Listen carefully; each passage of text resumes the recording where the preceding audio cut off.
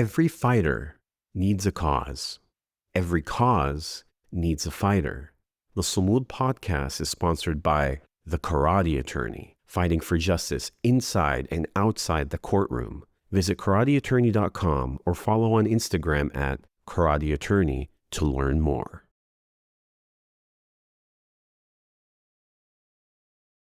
So I think if anything, the people of Gaza really showed us how to create life from nothing. Like you said, seeing the children smile even after 2 years, how they're able to smile, right? And whatever this enduring trauma is that we're gonna find out, they've continued to live and persist and to innovate. Over the last 2 years, like through my blog, I've really wanted to platform Palestinians that are in Gaza. And so when I'm following up with them, just asking them, like, are you safe? How are you doing? Always our response is like, alhamdulillah, like God will protect us. Good morning, good evening, good afternoon, whatever time zone you're living in, it's time for Sumud. All about humanity, so this right here for everyone. Uplift, amplify, empower everyone. Good morning, good evening, good afternoon, whatever time zone you're living in, it's time for Sumud. Visit sumudpod.com to subscribe and connect with us on social media. You can also support our work by contributing monthly on the Support Us page. Even $10 a month helps us continue amplifying Palestinian voices and those in solidarity. Thank you. On this episode of the Sumud Podcast, we uplift, empower, and amplify Ahmad Ibsais. Ahmad is a first-generation Palestinian-American law student, writer, and poet. He's the voice behind State of Siege, a weekly newsletter through which he documents the Palestinian experience in real time, blending legal insight with emotional truth. Welcome to the podcast, Ahmad. Thank you for having me. This is your first official podcast. Welcome. Yes, I'm very excited to be here. Are you nervous? Yeah, a little bit. Why? No need to be nervous. Yeah. I should be nervous. You should be. I am in case I say anything wrong. No, I am in the presence of future greatness. As I mentioned to Inshallah, you, Inshallah, Arab Khan. Do you remember what I said to you? I do. You want me to say it for you again? I prefer you to say it again. I said that I believe that you're the future newer Arakat with your writing, and you're obviously in law school, which we'll talk about a little bit more. Yeah, I appreciate it. Like I've said, I hope I can be half the person that she is and doing the work that she's doing for our people. Okay. Noor, if you're listening, give him a call. Yeah. So I also want to give a shout out to Ahmad Ibsais. She's the nice lady at Microsoft who stood up and threw the kufiyah. I don't know if you know this, but she actually practiced throwing the kufiyah on stage. I didn't know that. I saw the video. I didn't know she practiced. She actually said she practiced the distance in her room. It's pretty cool. She did a good job. So you're here in DC. This is why we're doing it in person. Thank you for being the guinea pig. I appreciate it a little bit here. So you attended the Palestinian American Bar Association event here in DC. Can you talk about that a little bit? Yeah, so they had the first inaugural Palestinian bar. It's been running for 2 years now. The first year, the amazing organizers, Gabriel and Dana, they put this event together 2 years ago, but it took a long time to gather enough Palestinian lawyers and connecting with each other. So they got law students, pre-law students, and lawyers, attorneys, and people in academia to come together and discuss the future of Palestine, hopefully. Yeah, very cool. Very cool. Did you learn anything or take away anything specific from the event? I learned that community is important. I learned that, surprisingly, Palestinians all have different ideas on what the future of Palestine looks like. One of the last panelists was trying to peddle, I think, a two-state solution. And, I stood up and I said, that's you're giving us like Zionist talking points in a room full of Palestinians, and others disagreed. And thankfully other people came to my support at the end, but that's what I took away. Not to think that all of us are on the same train of thought. At this point, how could anybody argue as to two-state solution? I think sometimes, especially lawyers, maybe, or people in academia are a little bit detached from the cause. They're not the ones organizing and actively on the ground. And again, we're sitting here in DC in a nice room with some lights and cameras, but we're not in Gaza. We're not in Palestine.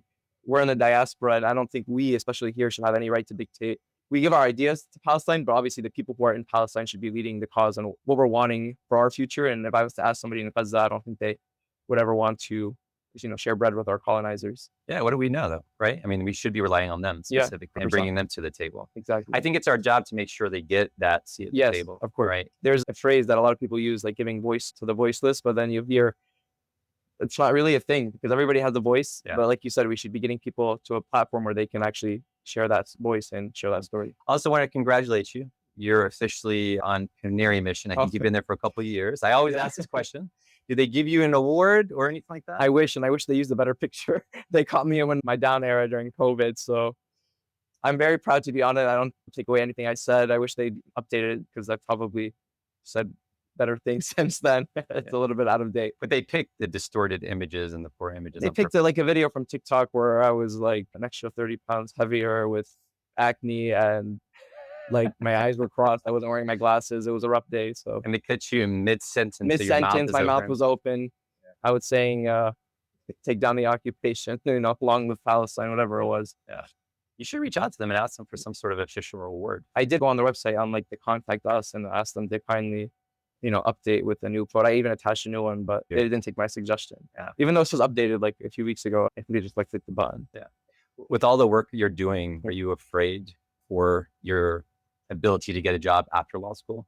I think that the legal field is primarily dominated by Zionists, right? The first few weeks after October 7th, I think it came out in November, if I'm correct, over 200 of like the biggest law firms in America, even like regional law firms, a firm called like Bills in Miami, they only have an office in Miami, signed a list condemning, one, Palestinian resistance, and two, condemning any students that agreed with that resistance.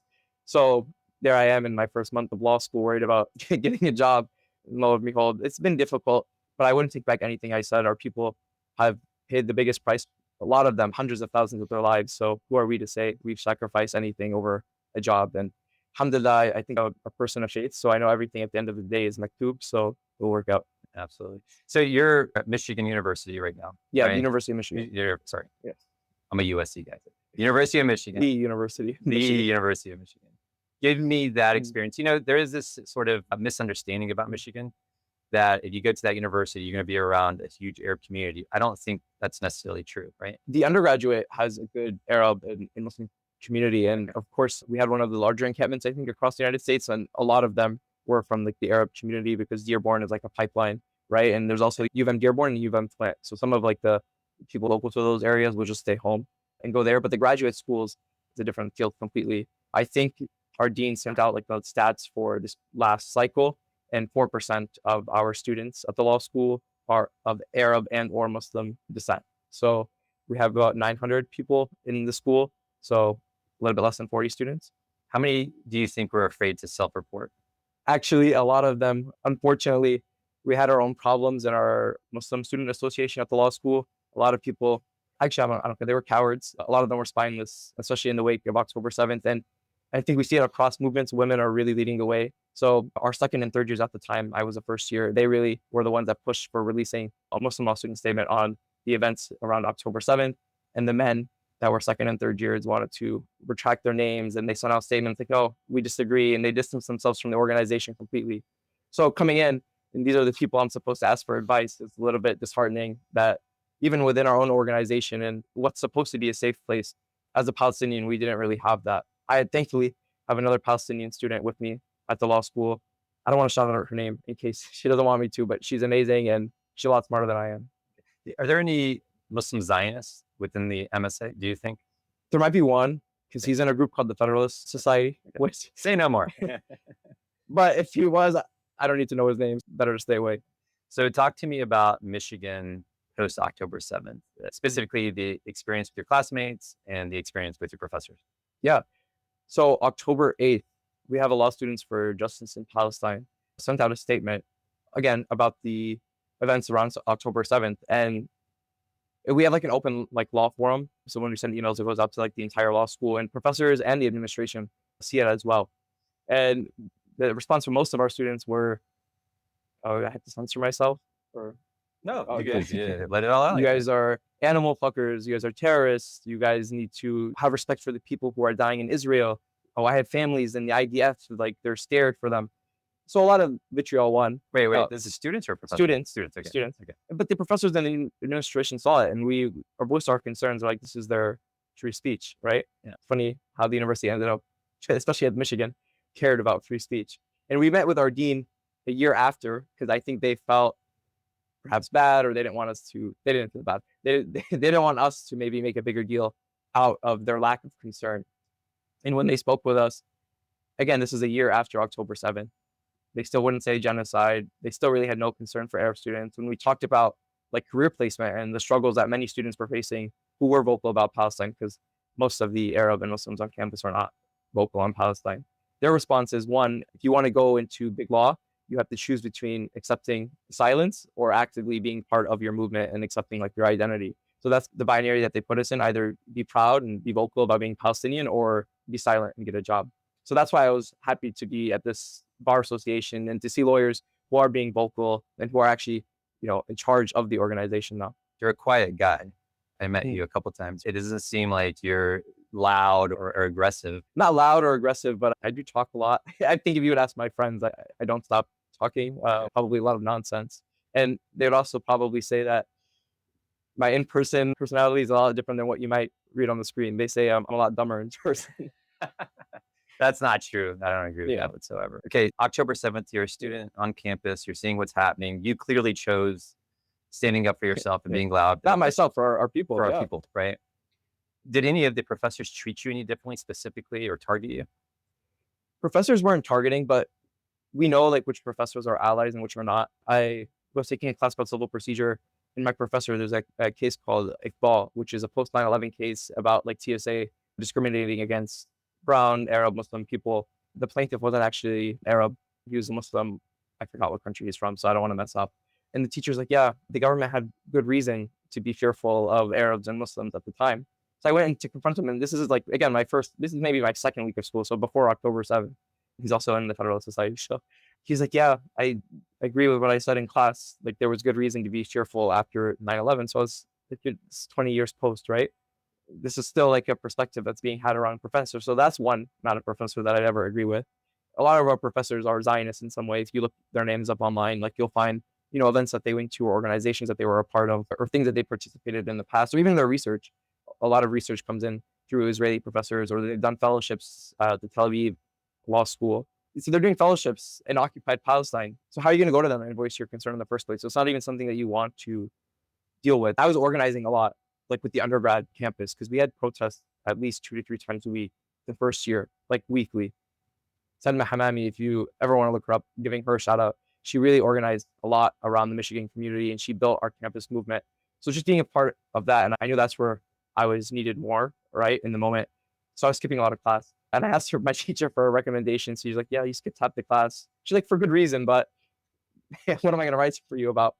And now, thankfully, 2 years in, when you go to professors one-on-one, some will say genocide, but it's always in their office behind a closed door. You're never going to hear it on a panel or in class.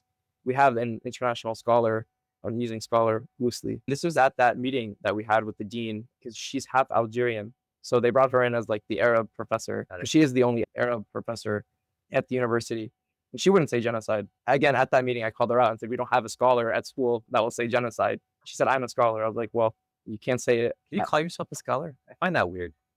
Yeah, she was. She said, I'm a scholar. I'm an expert, perhaps was the word. I was like, well, if you're not saying genocide, I don't really think I believe what you're saying. So I won't sign up for her class next semester either. All that to say is the professors are not either supportive, or if they are, it's not in a meaningful way where we know like they would have our backs on campus. And the law school is also very detached from the undergrad. So when the undergrad is like brutalizing students, right, or sending cops after protesters, we also went to the administration again and we asked, like, what can the law school be doing? You guys are part of the greater part of the University of Michigan as lawyers too. Why are we not standing up for free speech and due process at a time when this is one of the most pivotal moments for First Amendment in American history? And they're like, yeah, that's a separate entity. So why aren't they using the skills that they're trying to teach us to implement? Do you want to apply what you're learning in law school to this advocacy effort? Because I know it's tough, right? It's not like you can make a whole bunch of money doing this type of work. Have you sort of reconciled how are you going to navigate after graduation? Yeah, thankfully, I'm doing an externship now with the Center for Constitutional Rights, and they're doing such great work, and I'm happy to be a part of it around Palestine and free speech. A couple of years ago, if anybody wants to look it up, they actually released a Palestine exception report along with Pal Legal, and it really documents the Palestine movement in American history and where a lot of the anti-Palestinian animus came, dating back to long before 9/11, to like the 1960s, like the first anti-terrorism laws and bills in America actually came around targeting the Palestine liberation movements. Yeah, Dima Khalidi was actually there. That's where she got started too, right? Yes, and she founded Pal Legal. Yeah, we had her a few weeks ago. She's amazing. I'll be a good follow-up, hopefully. Okay, so post October 7th, I found myself reflecting on my childhood and some of the struggles that I had with people calling me sand, and you can finish it, camel jockey, or whatever it is, specifically talking about Palestine. In some cases, people were afraid to even say Palestine or to admit it because you'd be viewed as anti-Semitic. And as I was reading about you and your experience, you had that first grade experience that many of us had, where the teacher told you, Yeah. So my teacher asked me to point out where I'm from on a map. And, I just know like I'm from Palestine. I don't even think I knew like where, like what cities my parents were from. I just know like I'm from Palestine. It's like one of those like old globes that spins, and it wasn't on the map. And I asked her, look, I can't find it. And where are you from? I'm from Palestine. I think she was faking it, or maybe she really was ignorant and she didn't know. She's like, yeah, I can't find it either. Pick somewhere else. Where am I picking? I don't know where to pick. So I remember I just like went home that day, and my parents told me like, we're in a country that one doesn't recognize Palestine, or two doesn't recognize like the Palestinian people. So you're just gonna have to like deal with it, but never be afraid to tell people who you are. And I've never been shy of saying I'm Palestinian. I think people know I'm Palestinian before they know my name. I walk in with kufiyas everywhere I'm going. I have those like denim jackets with kufiyah on the back. Don't worry, have, like, I got you too. Yeah, I got like all my necklaces. I got a chain. Like I'm Palestinian before you know anything else about me, and that's something I'm very proud to say. Yeah. So you were born in Palestine, right? Yeah, I was born in the Difa in Nablus, and my mom's family is from Abira. We came after the second Intifada. That ended in 2003. For those that don't know, second uprising. Intifada means uprising. Again, like, for those who don't know. And so, yeah, I grew up mostly in Florida in a mostly predominantly white community. Tampa has a good Arab Palestinian community and it's growing, but we were a little bit in the suburbs. So we had to drive for like good falafel and shawarma. And how about that high school experience? Any challenges there? Most of my friends came from different backgrounds. I had a Vietnamese friend, Black friends, Jewish friends. And again, I was never shy about my Palestinian identity. Everybody knew where I was from. So it was a good experience. All my friends, and to this day, are some of the smartest people I've ever worked with. We were all in tech club together. We did Formula One in high school. There's like a high school division of it. So I wasn't an engineer, but I just tried to watch them and learn from them. And I'm so glad to call them friends. You decided, am I getting this right, after October 7th, that you're going to start this new outlet, if you will, where you're going to write a bunch of essays and things like that. Talk about the motivation. We all have our superpower. This is clearly your superpower. Yeah, I don't really have any talent. I'm not like a musician or like an artist in that way, but I think I read a lot when I was a kid. So, you learn how to write based off what you read. So it was just easy. And a lot of my writing is like stream of consciousness. The first article I ever wrote was for Teen Vogue, and it was about Han Omar, the congresswoman, and about like Trump's rhetoric about her and send her home. I remember that was a headline, how Trump's words send her home made me feel as like a Muslim in America. But I wasn't really like full time trying to write, and I never envisioned myself being a journalist. But after October 7th, I think all of us like had to look and say, what are we going to do? Again, as a man of faith, I was like, God is going to ask us what we each did in our capacities to help our people survive like the slaughter that they were going through. And the one thing I could do was write. Again, I'm unemployed at the moment. I don't have like millions of dollars to donate myself. I'm not connected in those networks yet that can fundraise those millions of dollars, which thankfully throughout the years, I was able to work with like the Samir Project, which they're still accepting donations and delivering meals to people in Gaza. So shout out to them if you can go donate to the Samir Project. We've been able to donate a lot of money to organizations like that. So yeah, I just started writing anything that I thought might try to, knock some heads against people that were against the Palestinian cause, or at least try to get them to understand what Palestinians are going through. And I think even for Palestinians, we take some shame on what we've allowed to happen, and that we made people of Gaza like these mythical features, or, martyrs by default, or that they somehow were like superhuman in their ability to like endure the suffering because of our own abandonment of them in the cause. I mean, it really has been 2 years and they survived on their own. We really materially didn't impact the end of this war, in my opinion. We boycotted Starbucks and McDonald's, but they weren't sending bombs. I think Italy a few weeks ago was like a clear example of what we should have been doing from the start. We really should have been shutting down every port and, shutting down the economy, because that's the only way people in power are going to understand is when it cuts them like financially.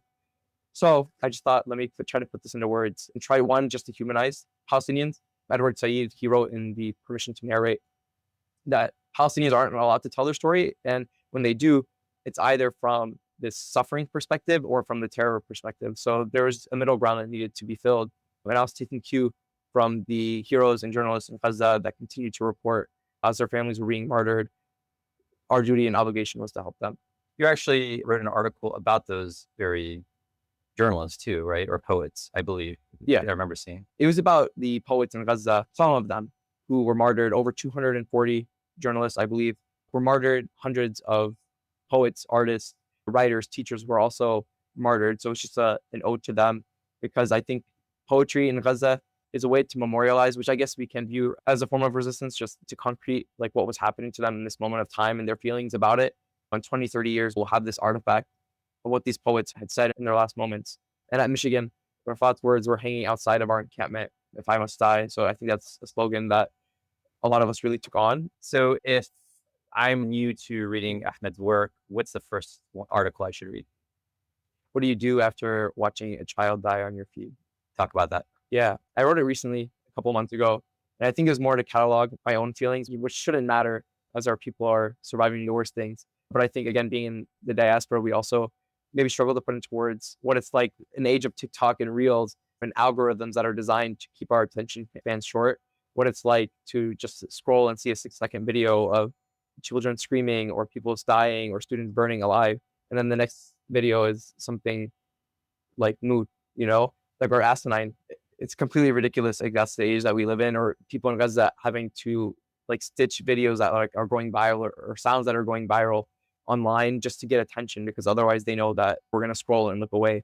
And I think we've also conditioned ourselves to perhaps look away because we know the broader things that's going on, right? And we know they're being bombed, but we don't want to watch it on many levels just because it's brutalizing to your psyche. But we have a duty, because if they're living it, the least we can do is not be numb.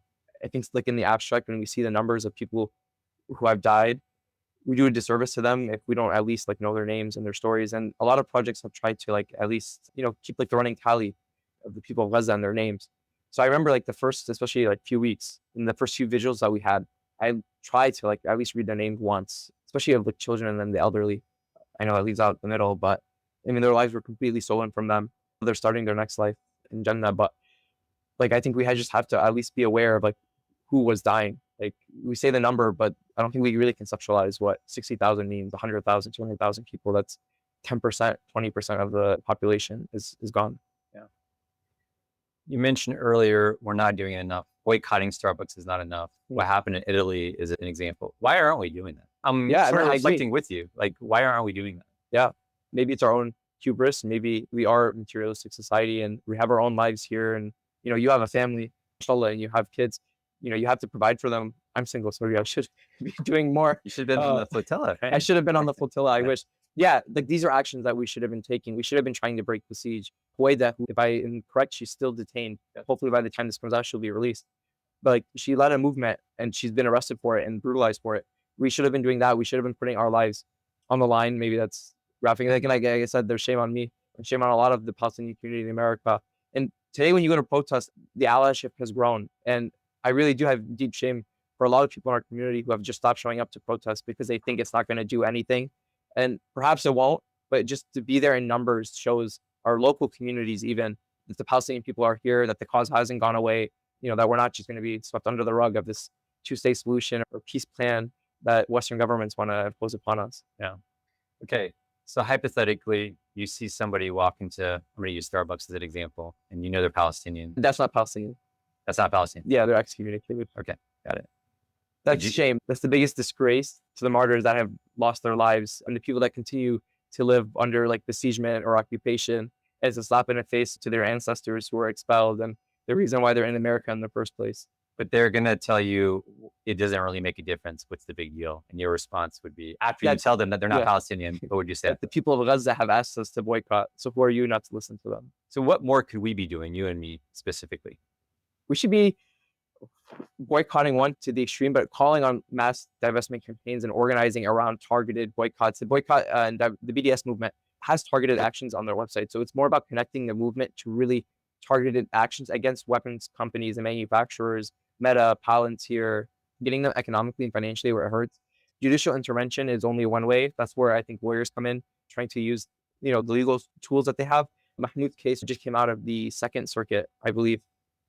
And the judge wrote a pretty great opinion, plausibly, which is the first time an American judge has ever said plausibly, in their words, the genocide is taking place, and two, what the Trump administration has done in tackling Palestine protesters and the Palestine movement and really degrading what the First Amendment means and this chilling effect is a disgrace to what the First Amendment stands for.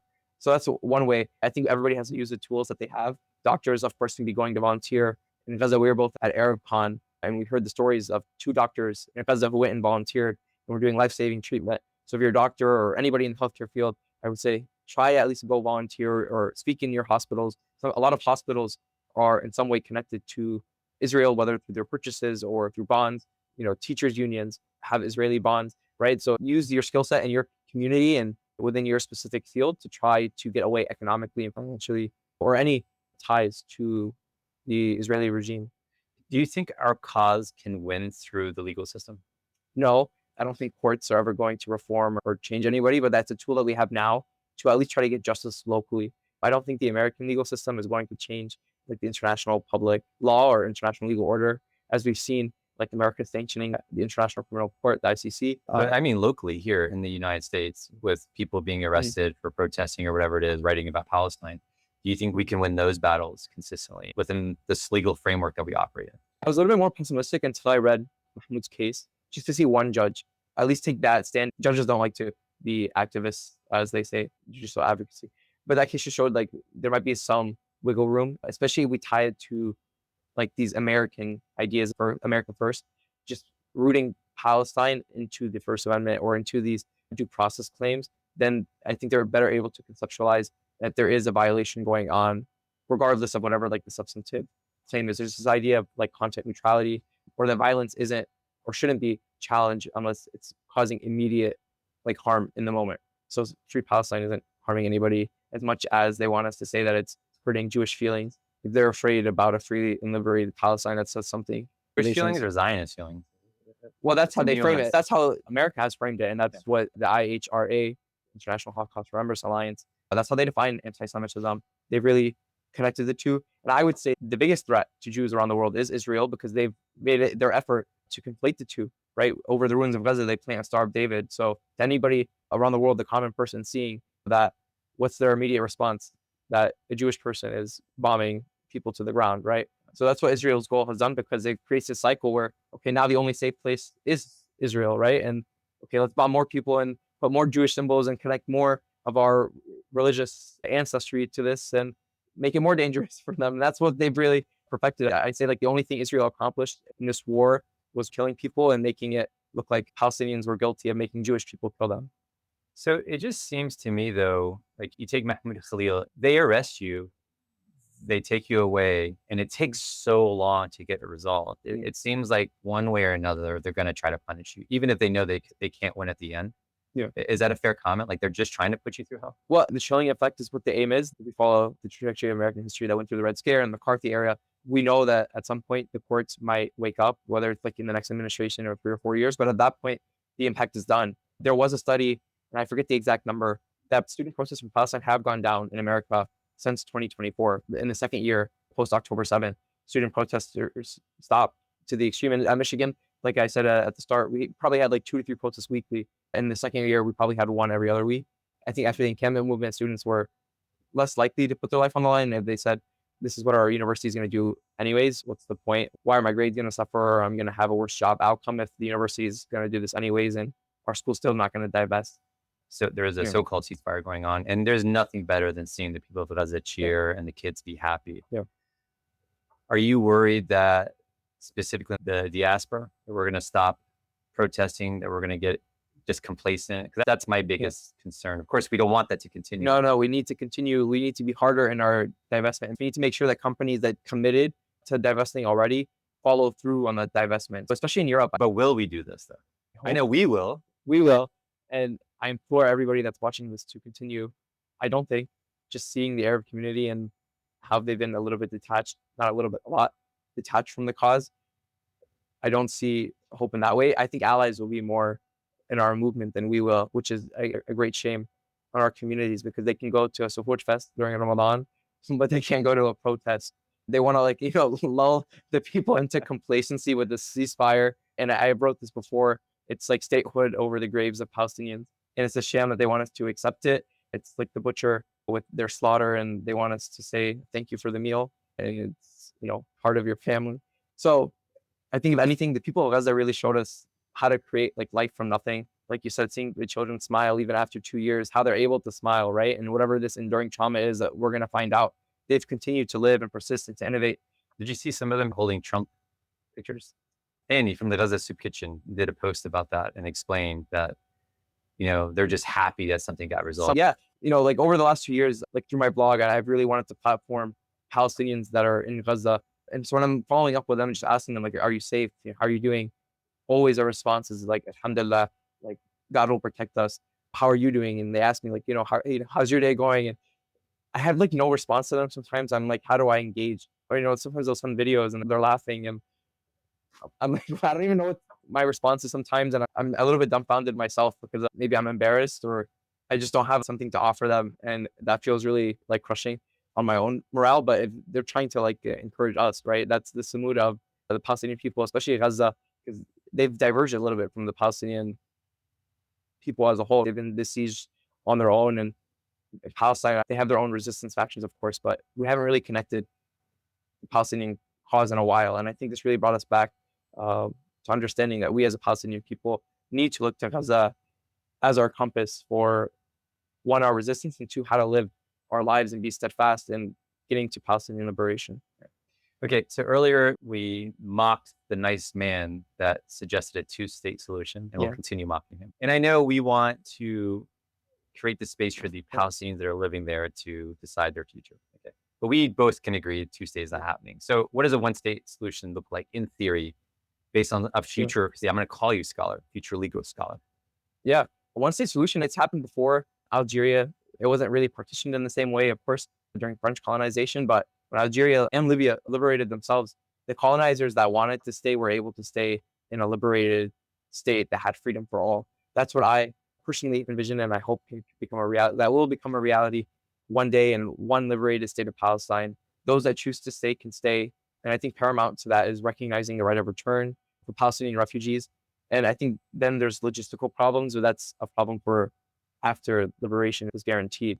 I think statehood doesn't accomplish much besides, one, legitimizing the parts that Israel has already annexed, because they're not going to give up, the extra 20% of the Palestinian land that they've taken in the last 40 years. We have to shift the focus from immediate statehood to recognizing like a long-term path to Palestinian legitimacy, and then two, recognize the right of return, and we'll figure out the operational logistics later. So when I hear you speak and I see all the work that you're doing, I get a little bit worried from you. You're much younger than me.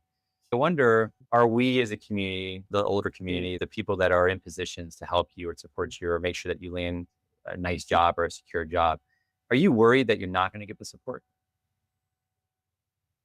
I don't think I'm ever worried, perhaps because I only come around movements and that I'll find support in. And there's so many. Like I said, there's PABA. We met at ArabCon. There was the PYM conference in Detroit a few weeks before that. So there are spaces where we can build power, but it's just organizing and focusing. Let me ask it differently. What can the Palestinian professionals, attorneys, or whatever, what can they do to help you once you graduate?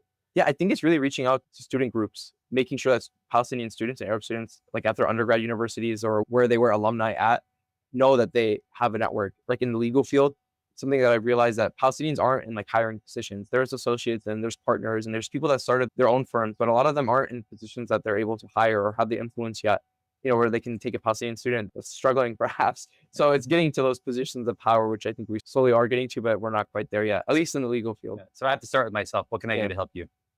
You can find me a job. Your job. One of your big law partners.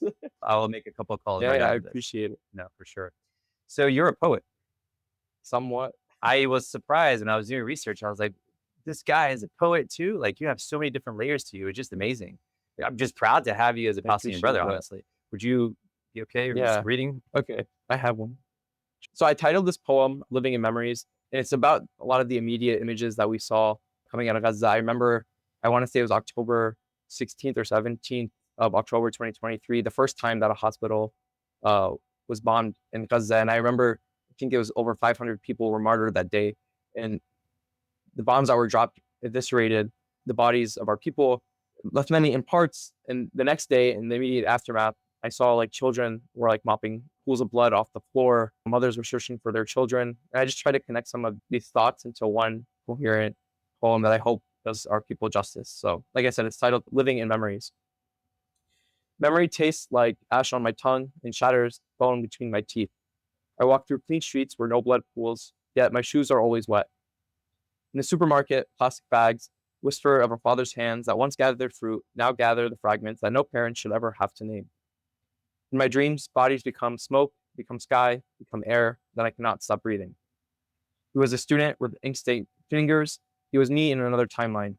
Now flesh dissolved into flame. Children's hands Small universes of possibility now know the weight of mops, cleaning their mother's blood from their kitchen floor, learning the chemistry of loss, how it thickens, cools, refuses to disappear completely. My day is partitioned. 8 a.m., brush teeth. 9 a.m., drown in absent faces. 12, pretend to eat. 3, carry ghosts. 7, watch others laugh. How are you? They ask. And I almost say I'm haunted by plastic bags, by children forced to clean, wood violence left behind, by flames that never stop burning. But I say I'm fine. We will not leave these memories. They have corseted our days, speared our nights, and have become the edifice in which we dwell. I eat dinner while remembering. I sleep while remembering. I breathe while remembering. This is how we live. Half here, half there, and fully nowhere. That's beautiful. Thank you. I wanted to give this to you. It's from Appreciate it. Hayati Zata. She gifted this as an Arab Con. So thanks to Yasmin. Also, shout out to the karate attorney. I don't know if you know this. You met him at Yes. Arab Con. He's officially the sponsor of the podcast. He stepped up big Thank time you. for us. So he's making this happen. So we appreciate him. Any final words for the audience? Free Palestine from the river to the sea. Appreciate you. Thank you.